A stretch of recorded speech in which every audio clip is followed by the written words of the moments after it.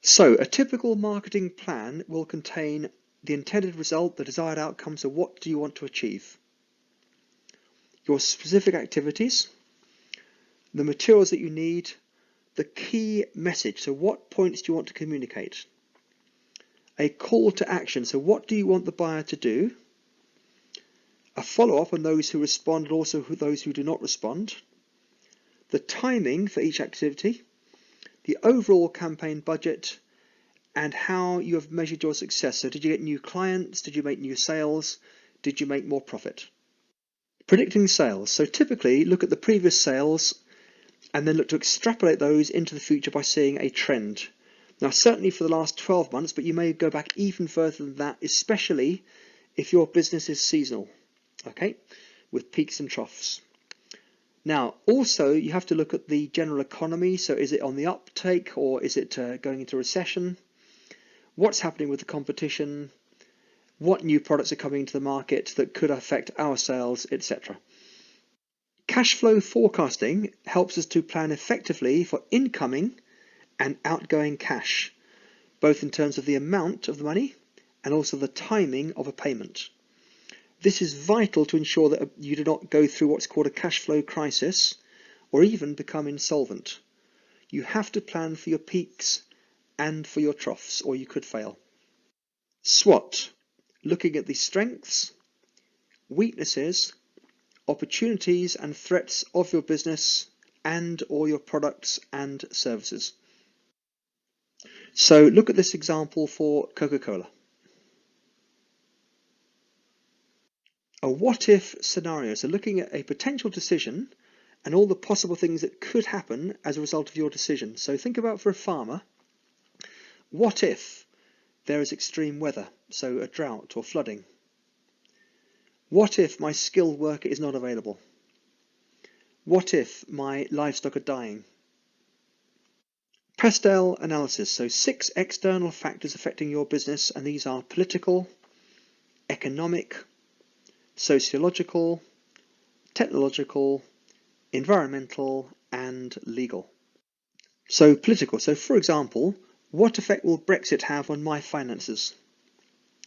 What changes in the law have there been? Will the government give us help, a grant perhaps, or will they give us tax benefits, lower taxes? Economic, so think about things like inflation. So if this is low, then prices are only going up very slowly, so our costs can be kept down. Think about interest rates and tax. How will they affect our business? If there's a high interest rate, this means there's a high cost of borrowing. If interest rates are low, we could borrow more cheaply to buy or lease machinery, equipment, or buildings to stay up to date and competitive. What is the level of employment? If it's high, people will have more money to spend. Social. So changes in tastes or fashions may affect us. So would something sell well in one place but not in another? Population changes can take place. So for example, in the UK, the population has grown by 20 million over the past 100 years, and the population is aging. Also in the UK, there's much more cultural diversity. The population is more educated, more women are working, and there are more people working from home. Technological. So changes in technology can affect what you buy and how you operate. So think about things like, can we develop an app? Now products become very obsolete at times of technological advance, as we're seeing. Most people now have a laptop and most people now shop online. Environmental, so new laws may be passed about causing pollution. There can be recycling issues. There could be poor weather, etc. Today there is increased demand for energy such as solar power or wind energy, which is renewable. People are very conscious of their carbon footprint or air miles. There's pressure for responsible sourcing, such as fish stocks being replenished. And animal welfare generally is of much more of an issue than it was before. Legal.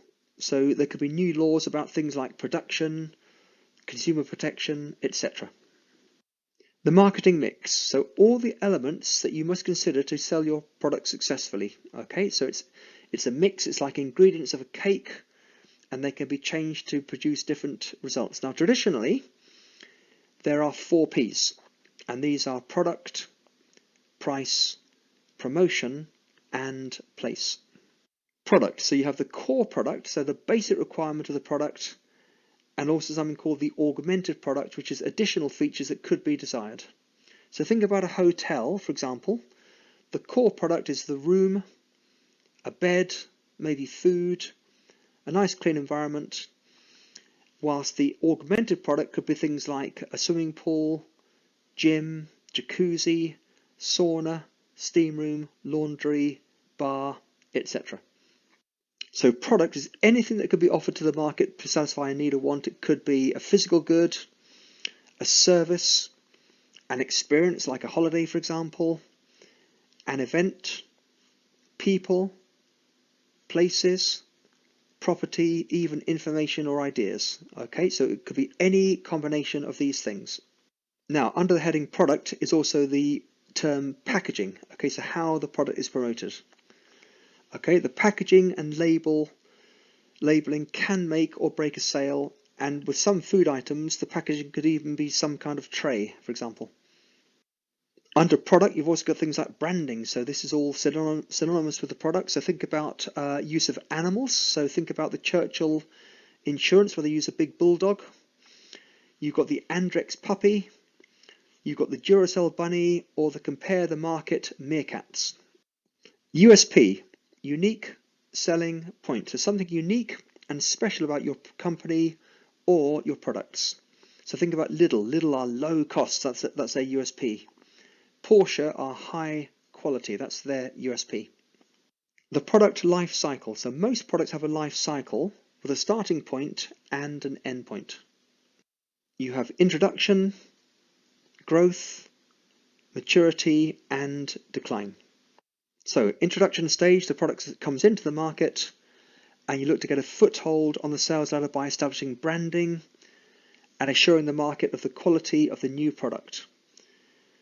Now, you may have a low price policy to get a foothold on the market, to get to market share, but you could have high price to recoup your development costs. So again, you have to make a decision, low price or high price. Okay, think about how you're going to distribute your product and how are you going to promote your product. Growth stage, so will you add features to make the product different from the competition that enter the market? Will you cut your price to fight the competition? Will you look again at your distribution channels, try to encourage your stores to stock your product, okay, and have new promotions to show differences between your products? So maturity or saturation stage, so you have to maintain the quality of your product and you may add extra services or support, keep the price at a good level to keep your sales growth, look at your distribution, can you improve it further? Can you think of new, faster ways to get the product onto the shelves? Okay, and can you increase your audience in some way by marketing? Now, at the decline stage, you could keep the product on the market. You could add or remove features or find a new use for your product. Try to reduce costs and production.